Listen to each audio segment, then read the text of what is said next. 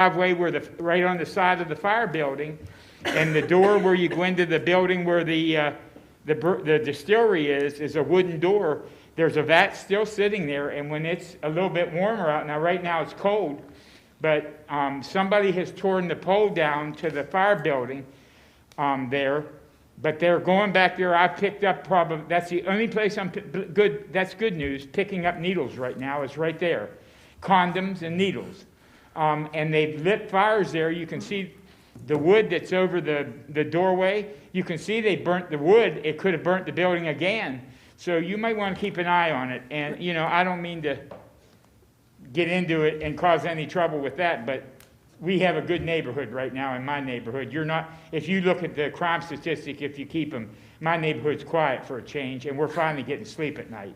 So Happy New Year to you, and hopefully I won't be here BITCHing anymore. Thank you. You're welcome. We'll have our code department look into that. All right, up next we have two public hearings. The first is the recommended amendment to the transportation element of the 2018 Comprehensive Plan, Vision Hagerstown 2035.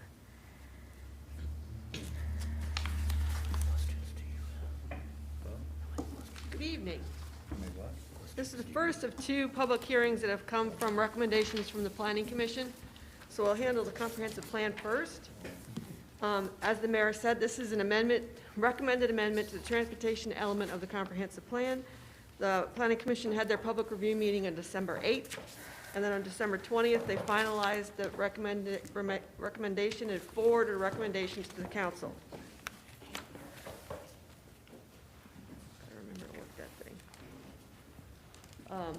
Planning staff presented this recommendation on January 11th to the mayor and council. Tonight is the official public hearing for the mayor and council. The motivation for this amendment was the mayor and council directing the Planning Commission to remove the northern leg of R. Paul Smith Boulevard from the comprehensive plan. That would be the section that was recommended to go from Edgewood Drive through the Harrison Farm over to Howell Road and ultimately up to the dual highway and on out to Robinwood area, and that didn't quite work out, and for a variety of reasons. And so since we were looking at this element, we also looked at other new roadway alignments that we recommended for all the vacant land that's in that area, as well as updates to what's happened with the recommendations from the Hagerstown Eastern Panhandle Metropolitan Planning Organization's Long-Range Transportation Plan that was adopted in 2014, which is the plan that's in our comp plan to show how things have been implemented since then. And then they adopted another plan in 2018, and so we're also put some language in here about the changes recommended in that plan. So on this map, you can see on the right-hand side, what's circled is the part of R. Paul Smith Boulevard that's recommended to be removed. Other recommended improvements through this raw land, there's a lot of, the Harrison family has a lot of raw land in that dual highway southeast corner of the city, and so these are recommendations that'll facilitate development of that land. And the yellow that you see there, the green running through it is floodplain. And then another recommendation is to allow connection from Day Road over to the new road coming up from the west side of Dual Highway over to the east side so that it could connect over to Redwood so that people on Redwood could get out at a light rather than whatever they're struggling with right now with the right-in, right-out situation. And that's something that the State Highway Administration really recommended too because of that unsafe situation with Redwood. So we had input from a stakeholders meeting on August 27th. We met with city staff and the mayor of Funkstown and David Lyles, the developer of land down in that area, met here in City Hall. On Zoom, we had several county staff as well as the MPO's executive director. And during that meeting, the county staff confirmed that when they reviewed the Funkstown annexation development by Mr. Lyles, they determined that the transportation system in that area could handle 150 more homes, which is why no further improvements are recommended beyond the requirement that Mr. Lyles widen Emmert from Dual Highway to Beaver Creek as a way to help with some of the transportation impacts. The recommendations that came out of that meeting were to keep the Southern Boulevard Phase 2 in the comprehensive plan, which there had not been a plan to take it out. So that's a road that's very important to the town of Funkstown. It helps divert traffic around the town rather than running it right through. Add to the comp plan the extension of R. Paul Smith Boulevard to the dual highway. Add to the comp plan the proposed roadway improvements to the Harrison Tract on the north side of dual highway behind what we refer to as the old Sheraton, which hasn't been a Sheraton in a really long time. Including the extension of Day Road.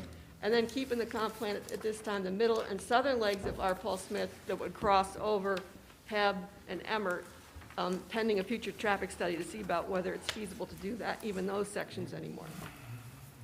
So this is the long-range transportation plan that's in our comprehensive plan from the MPO from 2014. These are what we're recommending as new improvements in the southeast part of the city. The new map is the one on the right. The left map is our zoning map, so you can just see what's in that area. On the right, all those, the red line on the top is Southern Boulevard. All the other red lines running through undeveloped land there is what's recommended as a way to, when those properties are ready to develop, how the transportation should be built. Updates from the 2040 long-range transportation plan, that's the one from 2014. Southern Boulevard Phase 1 was constructed as recommended, which went from East Oak Ridge to Frederick. Creighton Boulevard was extended to Showalter Road as recommended. And then the county widened Edgewood Drive to 4 lanes from Robinwood Drive to Howell Road as recommended in that plan. Then in 2018, when the MPO adopted the new plan, there were a couple of projects recommended for the city that our planning commission does not recommend. And that was forwarded to the MPO, that they're feeling that these are not roads that really make sense for us. One is widening of Vaso Boulevard to 4 lanes beyond what we've just done. We feel like what we've just done is adequate. And then the extension of Western Maryland Parkway across the railroad to Railway Lane. They don't feel that this is a road that really gets you much for what incredible expense that would be. And then modifications recommended outside the city in the medium range growth area from that 2018 plan. They removed the much contested recommended Robinwood Drive bypass to Maryland 64, so that's no longer in there. And then they added 4 other projects, extending Colonel Henry Kid Douglas Drive across the Antietam Creek over to alternate 40. Right now it crosses the Sharpsburg Pike, and then at a certain point it stops. This would have it continue all the way over to alternate 40. Extend Showalter Road over to Paradise Church Road. That also crosses over Pennsylvania and eventually stops. So that would have it keep crossing so it connects to another arterial kind of road. Construct a roundabout at the Underpass Way and Halfway Boulevard area by the mall, and then reconstruct the Maryland 65 I-70 interchange. The MPO is now working on the next plan, so we don't recommend that we do any more changes to what's in there regarding the MPO's long-range transportation plan. Wait until after they adopt this next one in May. So we're not recommending that we scrap everything that's in there and start all over again, since they're getting ready to scrap the last plan for a new plan. So this is all we're recommending we do to address these long-range transportation plans of the MPO. Then the state clearinghouse review. Anytime you amend the comprehensive plan, you need to send it out for a 60-day state clearinghouse review, as well as to the county, any nearby towns such as Funkstown. We got back some comments from the state, and we incorporated 2 new changes as a result of those comments. The Department of Disabilities was asking about more connectivity, so we added to an existing policy statement that the city's goal to fill the gaps in our pedestrian network, not just having developers do it, but we chase money to also fill gaps so that our pedestrian network is more interconnected, rather than some here, a gap, some here. We do a lot. The engineering department does a lot chasing money to help fill those gaps. And then at the request of the Department of Planning, we added a new action statement that indicates traffic studies for the southeast area of the city should include assessment of the comp plan's transportation improvement recommendations for that area. And so the next steps after this public hearing, typically leave the record open for 10 days in the city so that anybody who couldn't come to the meeting still has a chance to send in some input, or if they're watching this production and they decide, I've got something I need to say, gives them a chance to get it in rather than it just getting adopted 2 minutes after the hearing. And then February 8th, we're scheduled for a follow-up discussion. And then February 22nd, if the mayor and council is ready, that would be the soonest that we could adopt the resolution that would amend the plan. And this amendment has not really so far attracted much public interest. Maybe, although I don't think so, because I know why these folks are here. I don't think anybody's come out tonight either. But anyway, this is the official public hearing. I just want to enter in the record the certification of advertisement for the hearing, as well as the planning commission's file by reference. That's it. Thank you. Thank you. All right, up next we have the annual package of amendments to the land management code. Mayor, Yes? I'm sorry? Yes, testimony for this particular public hearing, Oh, and then close that one, and then open the next one. would be gotcha. Is there anyone that the way to do that. would like to speak on this? is this the point where we ask a question? Yes. Sure. It's a real simple question. On the one slide, titled Updates Related to MPO's 2045 LRTP 2018, bullet, or sub-bullet point 3, under bullet point 2, it says, construct a roundabout at Underpass Way and Halfway Boulevard. I'm just curious where that's at. Well, you know where Hagerstown Ford is. Yeah, And when you go in the back to the used car building, yeah, that area right there, they talked about, It's right in front of the mall. they actually talked about getting rid of, the right-in having the right-of-way. and doing, I mean, first off, I don't think there's enough room there for a roundabout. But if there is, I don't really see it solving any congestion problems that may exist.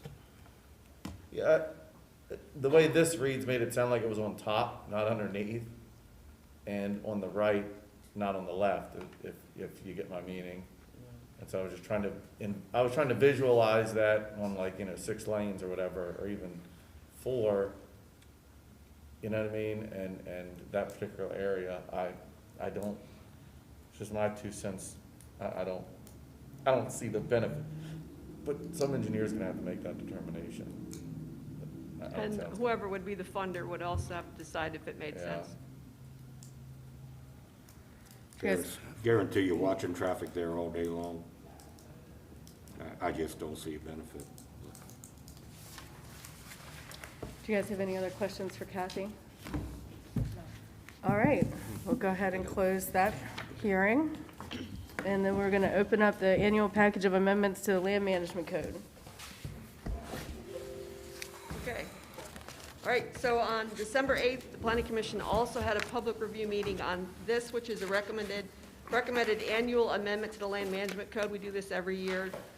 Take in input we've received from folks over the course of the year saying, gee, I wish the code would allow this to happen, or I wish the code didn't allow that to happen, as well as we observe things ourselves, and so the Planning Commission reviews all of that and brings forward a recommendation for public hearing, and then on to the mayor and city council. So on December 8th, they had the public review meeting, and December 20th, they finalized the draft and recommended on to the council. So tonight is the mayor and council's official public hearing. And staff presented on this on January 11th as well, to give the mayor and council a heads up before having the hearing. And so as in this package, they're grouped under 6 themes. The first being shelters and crisis care. The proposed amendments define crisis care facility, emergency transient housing, and homeless shelter. And it would propose to permit homeless shelters, which is the barrack-style homeless shelter, and the CG institutional zone, IR zone, and IG zone is a special exception use, which would require approval by the Board of Zoning Appeals. And then permit crisis care facilities where nursing homes and the like are permitted, which is in the CG, CR, institutional zone, POM zone, IR, IG, conversion, and PUD regional zoning districts. In addition, for those 2 uses, they would be recommended to be permitted as accessory uses to an on-site medical clinic, religious sanctuary, or social service provider. And then for transitional emergency transient housing, that's where it's just a regular type of housing unit that you put people into on a short-term basis until they move on somewhere else. So within a dwelling unit, rooming unit, or hotel room, this type of housing is permitted anywhere those types of uses are permitted. It doesn't matter to zoning how long you live somewhere. If it's a house, it's a house. This just makes that clearer. The second one is proposing a new use for the professional office mixed-use zone, which is self-storage mini warehousing facilities on properties in that zone, subject to a remediation plan approved by the EPA or the Maryland Department of the Environment. Typically, when you have a property like that, it's very limited what you can do with it, and so I felt like This is a kind of use that doesn't require a lot of digging or whatever, so the planning commission recommended that this be added. It also creates design standards to ensure that this type of use is buffered for the surrounding residential area. We had a developer that was requesting this type of use, and so they provided us with this sketch to show what it could look like trying to meet the standards we've got in the proposed code changes. And then the next one is adjustments to the permitted development in conversion districts. This is an overlay zone that you can, people can apply to put over big properties like Surrey School, old factories that are sitting in the middle of a residential area that doesn't seem suitable for factory anymore, so you can do some other things. It's a flexible way to use for zoning to allow reuse of big old funky white elephants in town. These proposed changes would make it more flexible, allowing occupancy of additions. Currently the code allows an addition, but apparently it's not clear that we allow you to occupy the addition. So this makes it clear that you could actually build one and then occupy it. And then also allows for outdoor uses like outdoor dining. We've got a request for that for a conversion district that we are actually entertaining right now, where they would like to be able to have outdoor dining, and you can't do that right now. So this proposes to allow that if the use in the proposed conversion district is a small-scale brewery, distillery or winery, hotel or motel with in-house dining, bed and breakfast, inn, restaurant, banquet, reception facilities, and drinking places, brew pubs, distillery pubs, and wine pubs. Those are all uses that are permitted in a conversion district that might potentially want outdoor dining. And there's, as usual, this room. I feel her pain.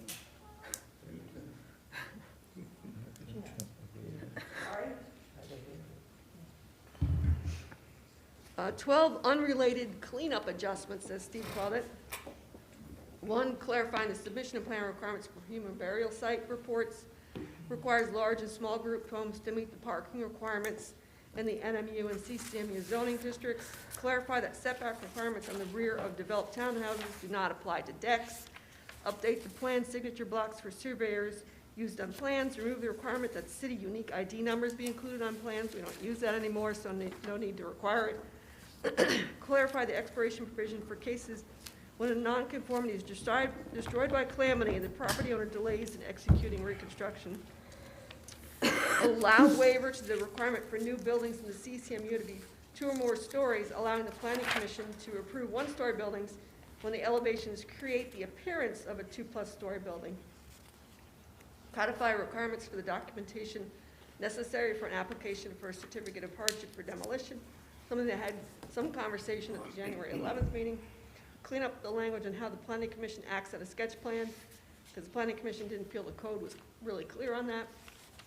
Cap the exception for building additions that do not require providing additional parking at 20,000 square feet, because on a really big building, you could add a lot of square footage and fall under the percentage of not having to provide parking. Well, it just doesn't make sense, because we are seeing some really big buildings these days. Create additional landscaping requirements for buildings that front 750 linear feet or more on a public street, such as a warehouse. Allow expired and converted non-conforming townhouses to be restored to their original construction and use. We have some of these around town where back when they were built, it was perfectly fine. Zoning has changed over the years, and so you'll have townhouses like 3 units typically is where you see in our town that are sitting in the middle of a neighborhood where it's no longer permitted, but it was built that way, and the people who own it now would like it to be occupied that way again, so this would allow that to happen. And we did have a property owner request that. Okay. This is the one we've been getting input on, and you will be hearing from some folks when it's time for testimony. It's a proposal to prioritize traditional subdivision design in the subdivision and land development ordinance, which would encourage alleys, rear-loaded parking, that sort of thing.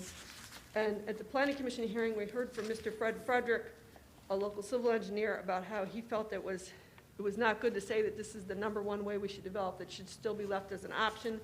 One of the Planning Commission members was opposed to the change. We have, for this hearing, received written input from Dr. Unger and Mr. Ferrandi, and I imagine you're going to hear from both tonight. And you've also received written input from the fire chief. But anyway, just run through, that's mainly what the opposition about, for the main part, is the alleys. It's also recommending to provide a definition of L, which is, an addition off the back of a building, and set new rear setbacks for alley-loaded garages and rear Ls. Allow accessory buildings attached to accessory buildings on adjacent lots. That's when you would have sort of like townhouse garages on the alley. Create exception that permits lots to front a park or open space. This is not something that's currently allowed. So now this would allow, if you have an alley in the back, you could design the development so houses front a park rather than fronting a street. The alley would allow for the emergency vehicles and for your parking. Improve the language to state rear yard parking as preferred design and traditional street design is expected, but is not a requirement in all circumstances. This is some of where you're going to hear that there's opposition. Add location of alleys to street plan requirements on sketch development plans. Create flexibility in alley construction standards based on intended ownership and maintenance. And here's some examples. We took the Planning Commission on a field trip up to Pennsylvania and saw the development on the upper left that had the kind of alleys in the back kind of development, so that it allows you a streetscape like this. And it gets you away from particularly what we experience with townhouses in Hagerstown, as you can see on the right, is that people are not using the garages for parking, so instead they're filling their front yard, the driveway, and across the sidewalk into the street with vehicles, which is what we're trying to get away from with these amendments.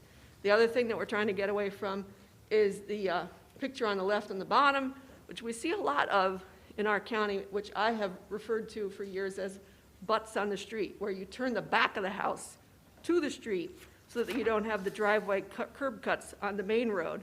But as a trade-off, you look at the back of the house and the trampolines and the garbage cans and whatever else they may keep back there. And so we would prefer it if the houses face the street, turn their front face forward instead of their back face. This is a picture from that development where they have houses fronting on a park. And some more pictures from that development. On the bottom left is one of those. I don't think that one is attached to the house garage. I think that one's freestanding. And more pictures of houses fronting on a park rather than fronting on a street. All right, that's it for that section. You'll be hearing more, as I said, during the public input process on that, as well as the letters you've already received in advance, one of which we received tonight from Mr. Ferrandi, who is also here. And finally, proposal number 6 is about sign regulations.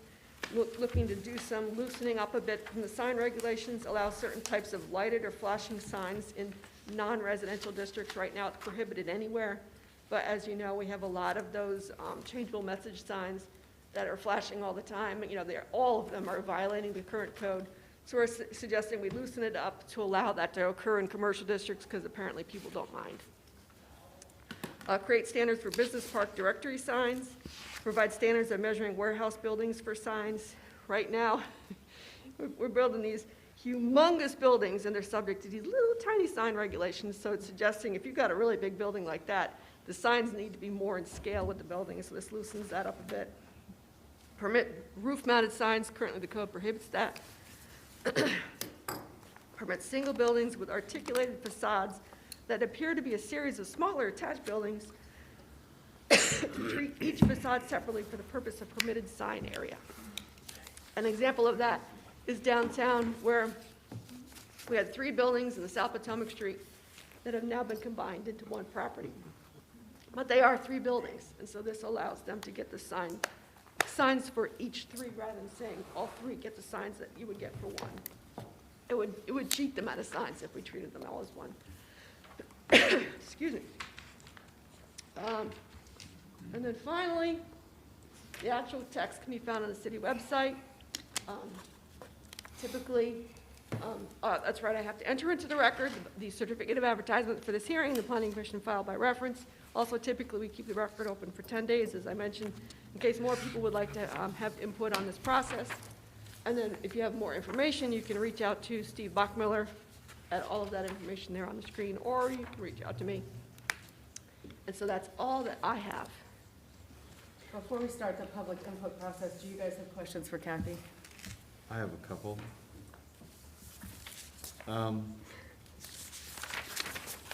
these are similar to my comments during our discussion.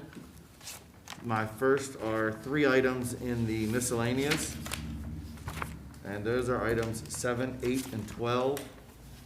Number 7 is the allowing a waiver to the requirements for new buildings in the CCMU district to be 2 or more stories. I don't so much have an issue with that change. I understand what's being done. But when you use the example of the Dollar General, the concern I have, and I know Steve said it isn't done yet, but it's that along this street, it doesn't face the street. So to me. It's gonna get windows. They just had to order it and it wasn't in. All right, I just, take the slide you put up about, the backs of houses facing streets, right? To me, in our downtown, it's no different. If you don't have a front door on the street, it looks just as out of place, odd. And I get, you know, the lot is what the lot is when they, you know, demolished that area and configured it for their purpose, and it fits well for the CVS out, because everybody considers that pretty much the dual highway, you know, the start of the dual from that point out. But in downtown, it looks real weird.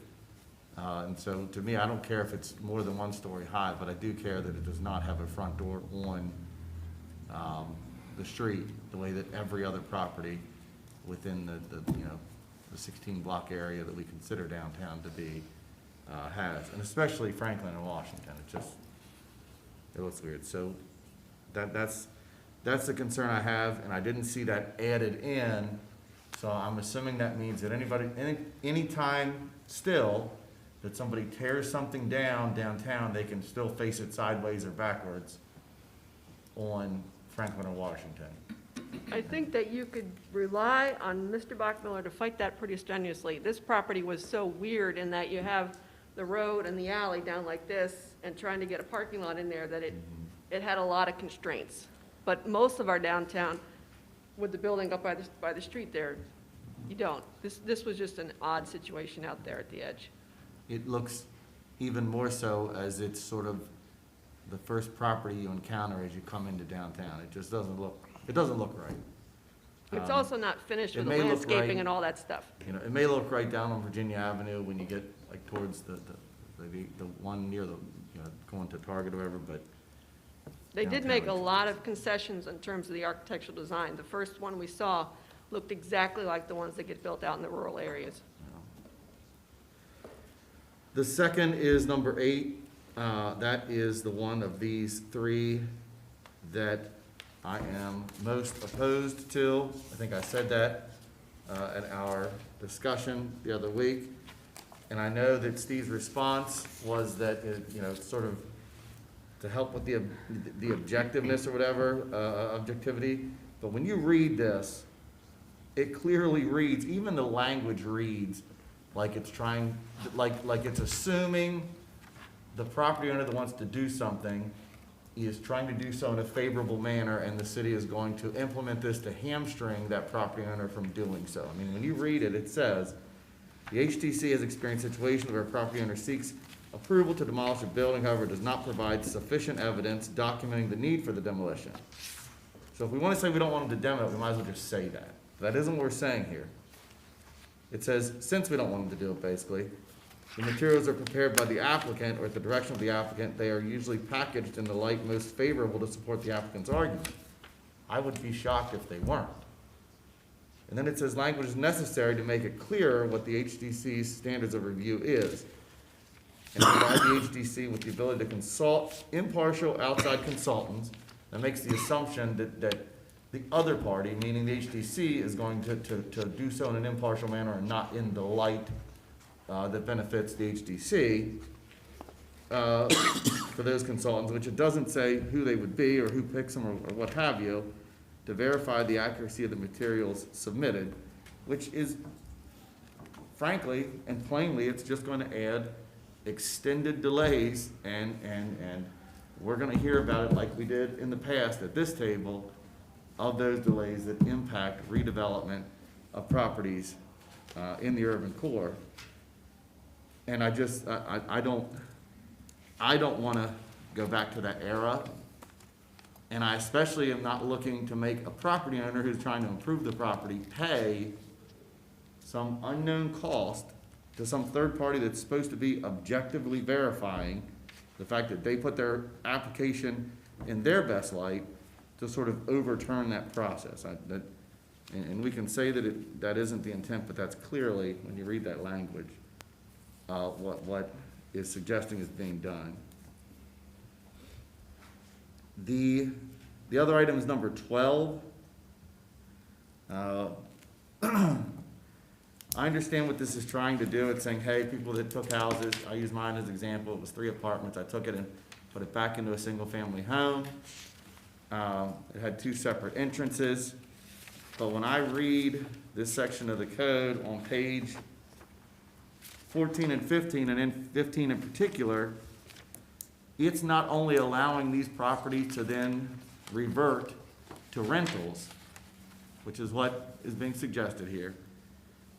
It's also saying they can do it where a developer that would come in couldn't otherwise do the exact same thing with the housing type they would want to build, because it otherwise wouldn't be acceptable. It's not a permitted use in that district. I don't know how you can say that a property that was 3 townhouses that is now, let's say, for 20 years been a single-family home can suddenly become 3 townhouses if you're saying to a greenfield property, and let's just take some, half-acre property that isn't developed, right in that same zone, they're not allowed to do the same thing. And if I'm reading that wrong, please correct me, but it says, when in the district where townhouses are not currently permitted uses under B, and it says it again in C, or in cases of townhouses in a district that does not currently permit that use. And in addition to that, the last point under C, I don't know what redivided by a party wall means, if that means there has to be some type of physical construction, or if we're actually requiring them to separate the property by plat. You would have to put in a fire separation between the units, put it back to having a fire separation. Because in the case of the example that was brought before us, it was 3, and then 2 of them were turned into a single unit, and so penetrations went through that firewall. In order to put it back to 3, you'd have to put that firewall back. And we do allow this sort of thing for duplexes, because we have duplexes around town that don't meet the current code lot area, lot width kind of requirements. But we have so many of them, it just seemed counterproductive to say, nope, sorry. And so we don't have a lot of these non-conforming. They're basically triples, the ones that we have around town. There's a handful of them. Yeah, again, I don't know how you permit a non-permitted use in a district that isn't permitted for other properties equally within that district. I don't know how you do that in any fair manner. And I think that again, reverting course on, the promotion of owner-occupied dwellings, especially of these areas, where in some districts we have, less than 10% owner-occupied, doesn't seem the right course to go.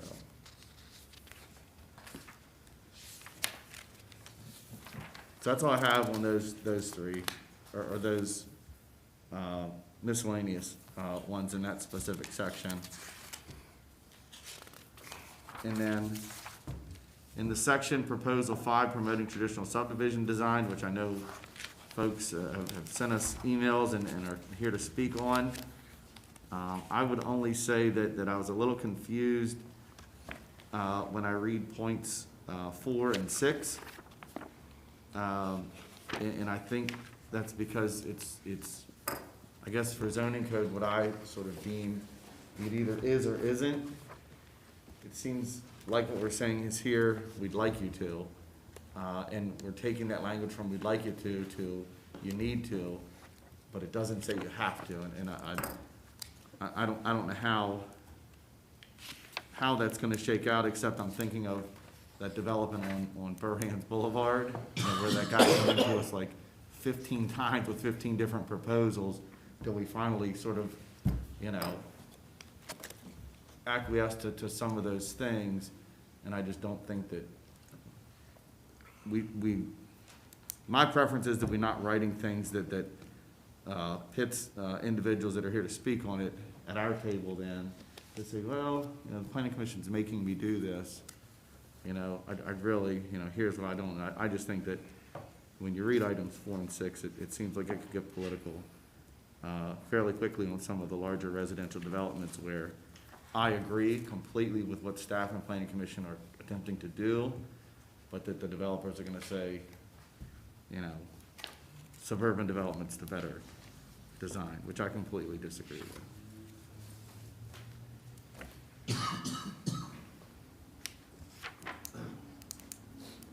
Are you done? Do you guys have any questions for Kathy? I think Christie's got it on. Yep. Good to hear, Bob. All right, we're going to open it up for citizen comments then. Signed up first, we have Mr. Ferrandi. Sorry if I said your last name wrong. If you could state your name and address and give your testimony, please. It's Stephen Randy, 5771 Waterloo Road, Ellicott City, Maryland. My company is Maryland Land Advisors. I believe you have my letter. Is that correct? Okay. So, by coincidence, I happen to be representing the Youngers who are next to me, but I'm not testifying for or against their project with us. I teach land developers how to be land developers at Johns Hopkins. So I really want to try to be here tonight more as a professorial type explanation as opposed to somebody who has a vested interest in a project. The issue that we have before you is Washington County in general, Hagerstown in particular, is a tertiary market. And so builders have come over the years and builders have left over the years as the market has heated up and receded. With the Unger property, we took that to market. We had lots of new interest from builders that are not based here, that are based, most of the national builders are based in Columbia. So I got them to come up here to see this property. And most of them who didn't win the Unger property said, well, I like what I saw, and I think I'm gonna try to find other projects up here. And so that's what I wanna talk to you about is you have a chance to attract national home builders to build really nice projects. The problem, and lots of jurisdictions make this mistake, is that you go from a tertiary market and now you think that you're a Class A market, and you're not. And so as my mathematical example explains, when you do land development, everything is based on dollars. So what does the landowner get? The landowner gets a certain price per lot, for every lot they get on the property. What does it cost to develop the lot? In Washington County, it's a lot cheaper to develop here than it is in parts of Frederick or parts of Baltimore or parts of Northern Virginia or DC, but it's still expensive. So for the sake of my mathematical exercise, I said $50,000 a lot. The problem that you run into when you do an alley-fed project versus a standard-fed project, and please understand, I'm not talking about cul-de-sacs. I'm talking about, you can still do a grid, but you can have a front-loaded house as opposed to a rear-loaded. If I have to do an alley-loaded project, on average, I'm going to lose 30% of my density because of open space requirements and putting the alleys in. So I've already lost density. In addition to losing density, my cost goes up by about 30%. And the reason for that is instead of putting one road in, I'm now putting two roads in. You can call it an alley, but it's still a road. So what that does is it increases the cost of that subdivisional lot, that individual building lot. The rule of thumb in our industry is that a base price of a house is based on what does it cost for the lot times 3. So in the mathematical that I showed you, by putting this regulation in, you're increasing the price of a house by over $150,000 just by this one regulation. And that's where the problem comes in. So I said we're a tertiary market in Hagerstown. What happens is people drive till they qualify, right? I bought my first house in Aberdeen. I worked in Baltimore City. I was 25 years old. I wanted a nice single-family house. I didn't want a townhouse. I was willing to sacrifice an hour every day up and back for a nice single-family house. But, and that same single-family house would have cost me the same price as it would have an hour closer to my work. I wouldn't have done that. That's the same problem that you guys are gonna have here, is if the builder says, I can build a $400,000 house in Myersville, or I can build a $400,000 house in Hagerstown, and the buyer's coming from the same place, why are they gonna come here? That's the argument that I'm trying to make for you. Is there any questions of me?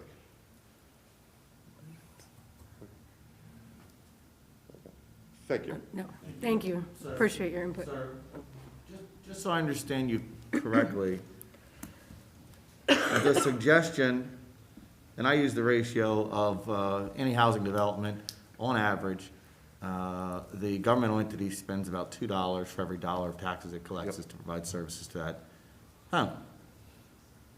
And given the fact that that home is going to be there in perpetuity, it appears that the argument being posited here is the city should accept whatever degree of quality of housing No, that it can. no, I'm not saying that. Okay. What I'm saying is, you can set architectural standards and have a nice product, that's not a problem. You can do a grid system, that's not a problem. It's when you're adding that extra 30% because you're now making it an alley-fed project, as opposed to what we call a front-loaded project, the garage is in the front. That's the problem, because you're increasing the cost. In addition to that, you're reducing the density. And so one of the problems that you run into when you reduce density is national home builders. If I had a 30-lot project in Hagerstown and I had a 30-lot project in Potomac, the Potomac one, I might have a chance of selling. The Hagerstown one, I have no chance of selling to a national home builder. And the reason for that is the further that they go from their base of operation, of the top 10 national home builders, 7 of them are based in Columbia. The further that they have to go, the more lots that they want. The minimum used to be 50 lots, 50 single-family lots, 65 or so townhouse lots.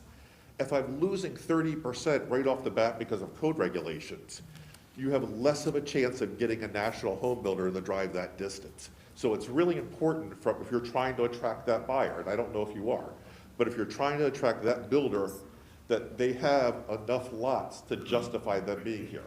What they try to do when you're looking at a home builder is they put up what they call a program. And the program says that we want to be in there with a sales model and salespeople for selling X number of lots a month. So most of them went 3 lots a month. That translates to 36 lots a year as a minimum. And we would prefer to be there for 2 or 3 years. So that's where the issue was. So if you have a 30-lot project, most of them just aren't interested because it's too small for them to make the commitment. They really want 60 lots or something. You're taking those lots off the board. That, again, hampers them coming here. You want the national home builders here because they will raise the standard of the housing quality. Because they offer a lot more than what the average local builder can offer.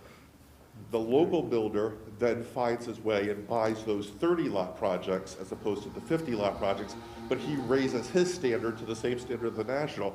You end up getting a very nice project. So it works in your favor to do it this way. Thank you very much. We Thank you. appreciate your input. All right, up next we have Mr. Unger. You could come state your name and address for the record, please, and provide your testimony. Hi, thank you for the opportunity to talk to the city council. It's my first experience. I am actually, my address. I live in Delaware right now, so it's 4005 Springfield Lane, Wilmington, Delaware.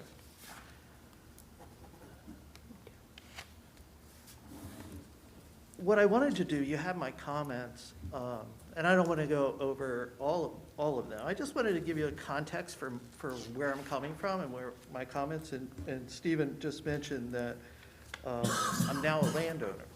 Well, that's new to me, okay? I mean, to become a landowner. I'm actually a retired professor from the University of Delaware, where I specialized in community development issues.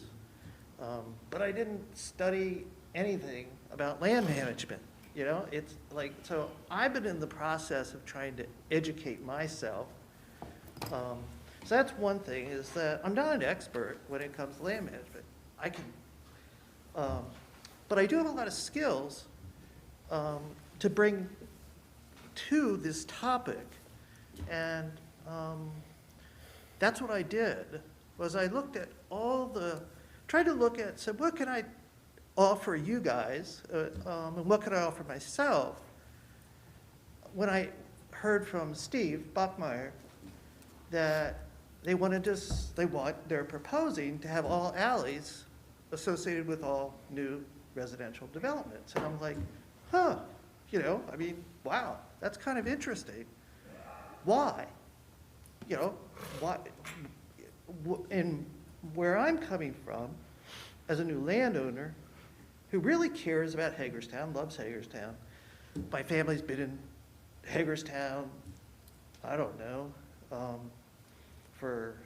in the 1800s. I mean, we've been around a long time. And we've owned land. My grandfather owned land, my grandfather was in construction, built houses, built some of the communities out on Virginia Avenue, off Virginia Avenue.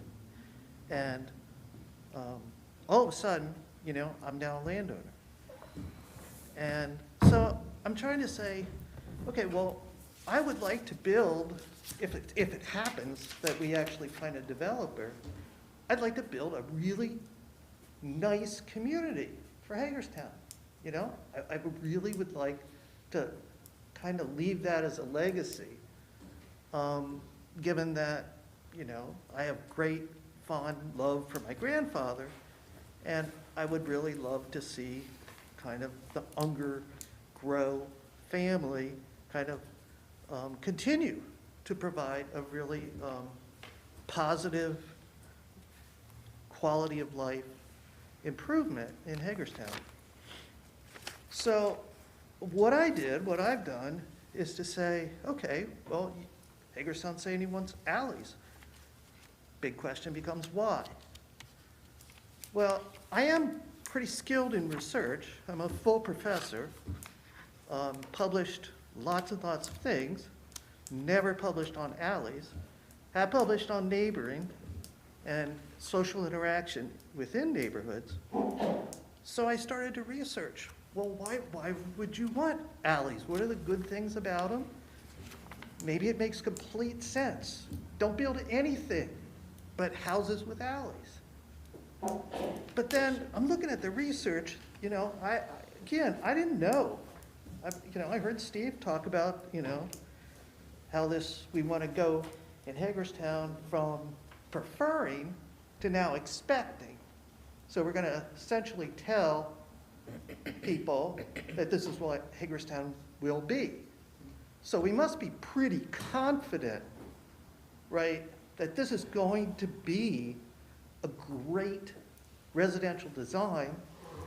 And as the Planning Commission says, we have to recognize that these houses are going to be around for a long time.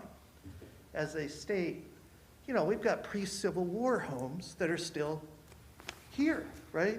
So we don't know how long so we better be pretty confident that the designs that we put into code, that they're really going to be what we want in 100 years from now, right? That we want those neighborhoods still to be high-quality places to live. And what I discovered is there isn't a black or white answer. It's been a desire of people, of builders, to try out these kind of communities. They call them neo-traditional, that's what the builders call them. The Planning Commission are calling them traditional. And there really is no consensus about whether or not these types of housing designs are really good living environments and remain what they were intended to be over time. So there's pluses. You have pretty pictures of neighborhoods that have alleys.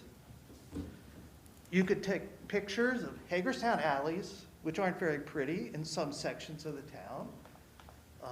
My grandmother lived on Hamilton Boulevard, had alleys. Kind of like the alleys. You know, I never really thought about it. But you can take pictures of other alleys where they're really not so pretty, where they're filled with litter, people leaving their garbage cans out, teenagers kind of hanging out. The point being that there are some negative consequences in some communities where alleys are located.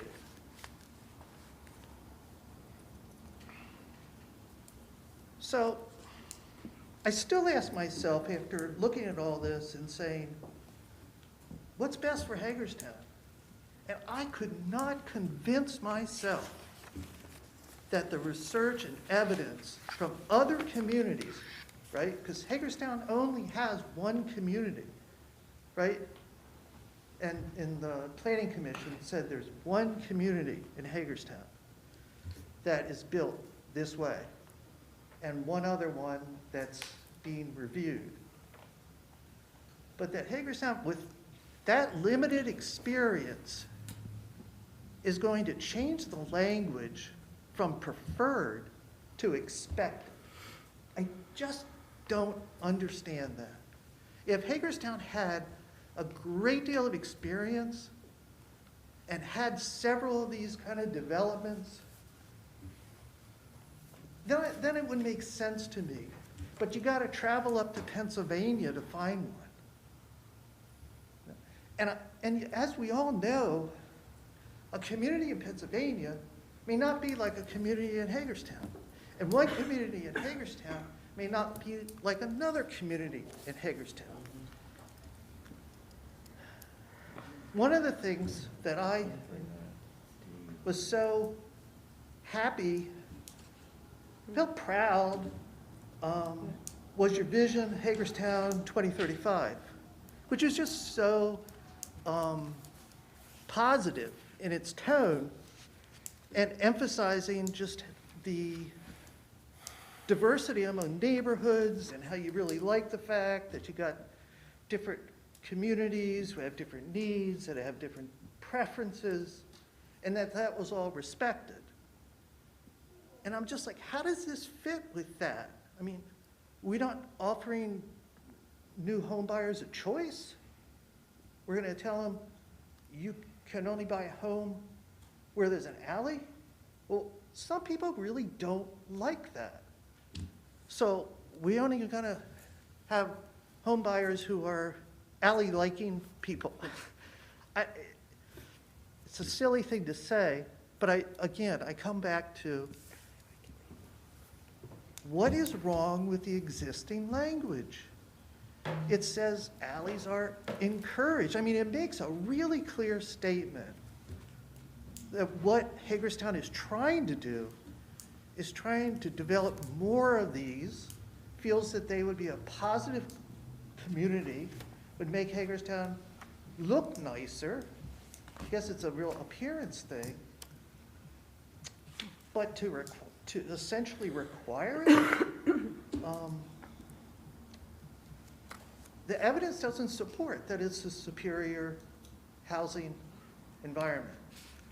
And I just wanted to share that with you, because like I say, as I've educated myself, I tried really hard to convince myself that alleys, homes with rear entry alley development were superior, and it would make sense for a community to just say, hey, developers, that's all you can build here.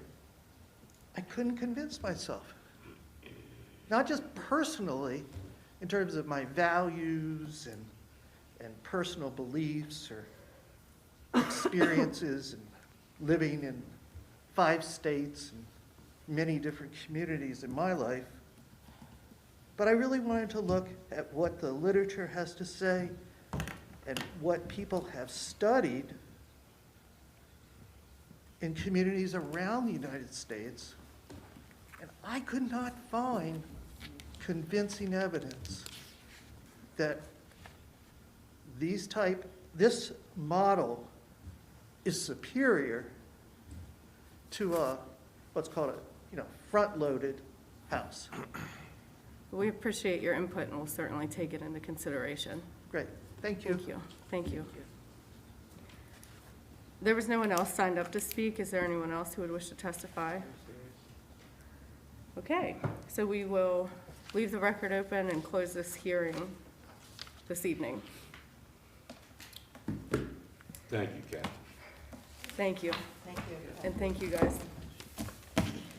All right, have approval of the minutes. Madam Mayor, hereby move the approval of minutes as presented for the mayor and council meetings held November 2nd, November 9th, November 16th, November 23rd, December 7th, December 14th, and December 21st, all 2021. Second. Seconded by Takesha. Any discussion? All in favor? Aye. Any opposed? Motion carries. The consent agenda. Yes. You might want to mention that the speed camera contract is not, because there is a continuing consent for that. The speed camera contract's not been completed yet. So we Okay. won't have that expense.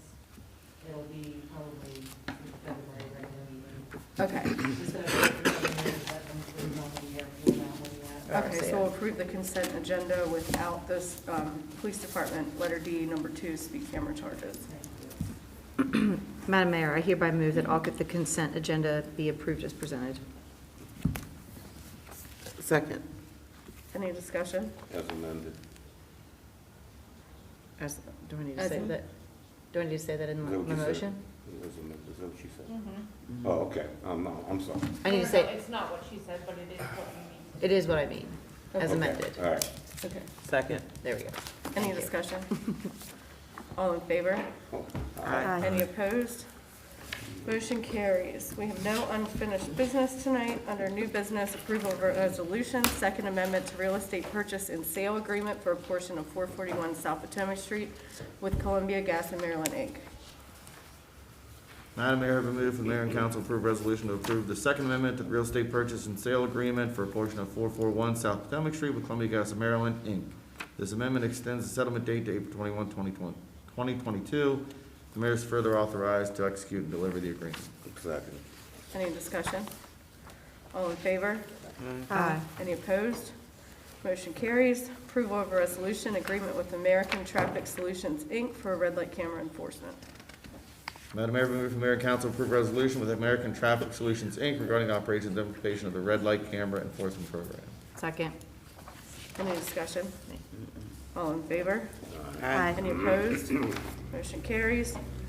Approval of a resolution approving the joint sewer service area agreement which replaces and revokes all prior city-county sewer agreements in accordance with the attached resolution and JSSA agreement between the city of Hagerstown and the Board of County Commissioners of Washington County. Madam Mayor, hereby move the mayor and city council approve the joint sewer service area agreement between the Board of County Commissioners of Washington County, Maryland, and the mayor and council of the city of Hagerstown, Maryland, as described herein. Second. Any discussion? All in favor? Aye. Any opposed? Motion carries. Approval of a resolution, acceptance of a railway right of entry agreement between the city of Hagerstown and Norfolk Southern Railway Company for sanitary sewer lining along West Washington Street. Madam Mayor, I move the mayor and city council approve resolution of the mayor and council of the city of Hagerstown, Maryland to enter into a right of entry agreement for lining of a 20-inch sanitary sewer across a Norfolk Southern Railway Company right-of-way along West Washington Street for the continued rehabilitation of the city of Hagerstown sanitary sewer system. Second. Any discussion? All in favor? Aye. Any opposed? Motion carries. Approval of a resolution, deed and easement agreement with Ellsworth Properties LLC. Madam Mayor, I hereby move for the approval of a resolution authorizing the execution of a deed and easement agreement with Ellsworth Properties LLC This agreement includes the long-term maintenance responsibilities and ownership of the artist screen located on Ellsworth property adjacent to the cultural trail. Second. Any discussion? All in favor? Aye. Any opposed? Motion carries. Approval of resolution authorizing an amendment to purchase agreement for sale at 25 West Church Street with Marketplace LLC. Madam Madam Mayor. Mayor, hereby move for the mayor and city council to approve the attached resolution authorizing execution of the attached amendment to the purchase agreement for the sale of 25 West Church Street with Marketplace LLC. The amendment provides extensions of time to cure title defects to May 31st, 2022, and the settlement date to June 30th, 2022. Second. Any discussion? All in favor? Aye. Any opposed? Motion carries. Approval of license agreement for the 3rd Street right-of-way. Madam Mayor, I hereby move for mayor and council approval and execution of a license agreement with Raymond Higgins to construct a private driveway and stormwater management facility in the undeveloped right-of-way of 3rd Street and to provide access to a property owned by Mr. Higgins. I further move to terminate the license agreement with Mr. Higgins dated June 8, 2016. Second. Any discussion? All in favor? Aye. Any opposed? Motion carries. Approval of a grant from Maryland State Arts Council. Madam Mayor, I hereby move to authorize the city to accept a public art across Maryland grant from the Maryland State Arts Council in the amount of $20,000. This grant will be used to replace the deteriorated Be Colorblind mural on West Washington Street. Second. Any discussion? All in favor? Aye. Any opposed? Motion carries. Request for proposals for private operation of the Borough Box services. Madam Mayor, hereby move that the mayor and city council authorize staff to explore the possibilities of recruiting an outside operator of the Borough Box via attached RFP with the goal of higher utilization of the space for entrepreneurship, development, and/or creating a co-work space. Staff may make administrative edits with approval of the city administrator. Second. Any discussion? All in favor? Aye. Any opposed? Motion carries. Power Services Agreement Amendment Number 8 with Energy Harbor. Madam Mayor, move for the mayor and city council approve power services agreement amendment number 8 with Energy Harbor to pass through certain transmission charges directly and reduce the full requirements contract rate resulting from changes to the state of Maryland renewable energy portfolio standard requirements. Second. Any discussion? All in favor? Aye. Any opposed? Motion carries. Approval of changes to Invest Hagerstown Homeownership Initiative. Madam Mayor, hereby move for the mayor and city council to approve the attached Invest Hagerstown Home Ownership Initiative guidelines and application form. Staff may make administrative edits with the approval of the city administrator. Second. Any discussion? All in favor? Aye. Any opposed? Motion carries. City Administrator. Mayor, just have one. Just want to send condolences to one of our recently retired employees, Kathy Belfour, on the loss of her daughter over the weekend. Valerie Belfour was a manager over at Bulls and Bears. She was a lovely person inside and out, and a good mother, a very good mother, great mother. She leaves those kids behind, but I'm sure that the family and friends will rally around her. So just wanted to send out condolences on behalf of the staff to Kathy. That's it. Thank you. Councilman Elshire?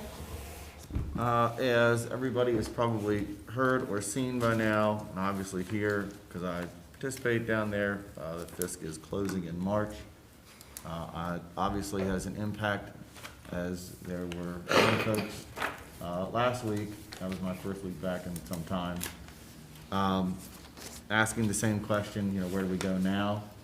I know that in our charrette here in this room with our private partner, we talked about a opening date of the end of 2024 for sort of this indoor facility.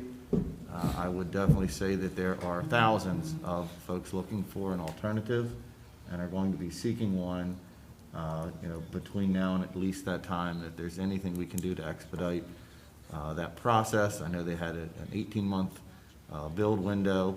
I think 2 good summers of 22 and 23 could accelerate that if we could find the funding schematic to accomplish it.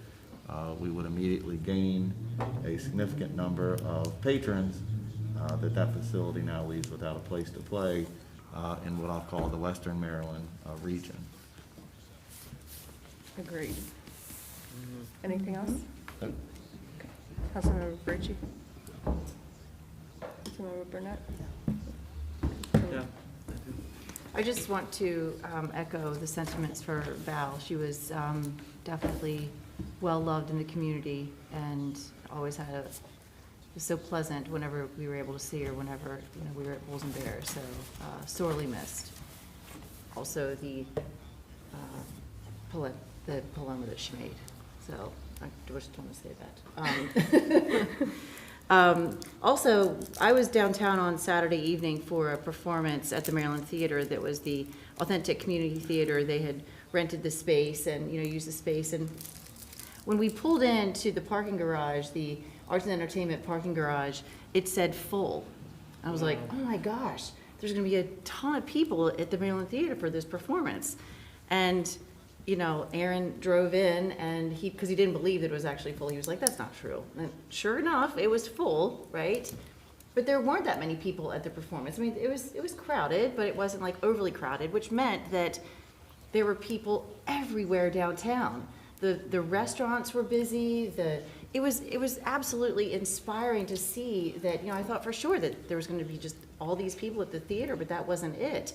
It's just like this incredible momentum for this city and like really taking it to exactly where we want it. And it was just super encouraging. And I'd never seen the red letters of full on the parking deck before. So it was not only, solidifying the fact that we need another parking deck, but it was just really cool that, we were so busy downtown. So whatever everybody's doing, keep it up.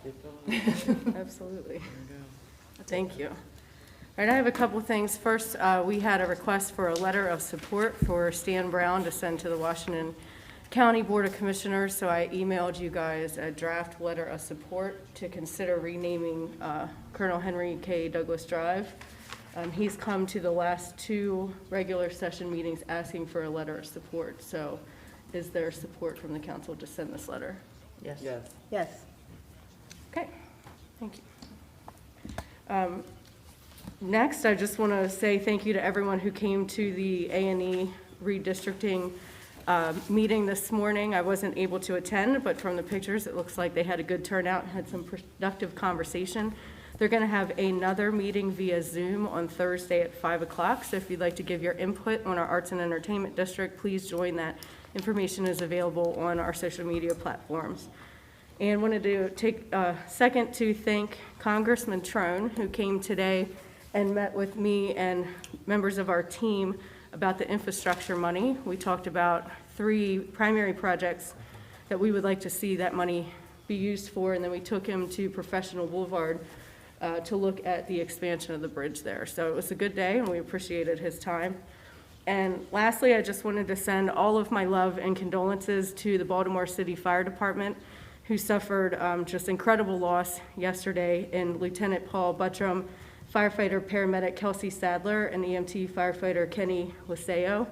So my heart goes out to their family, to the people who were on that call, and Chief and the rest of HFD, we can't thank you enough. You guys do things that we couldn't imagine doing, and yesterday they gave the ultimate sacrifice, so our hearts are with Baltimore City and all the rest of our firefighters. And with that, we're adjourned. See you next week.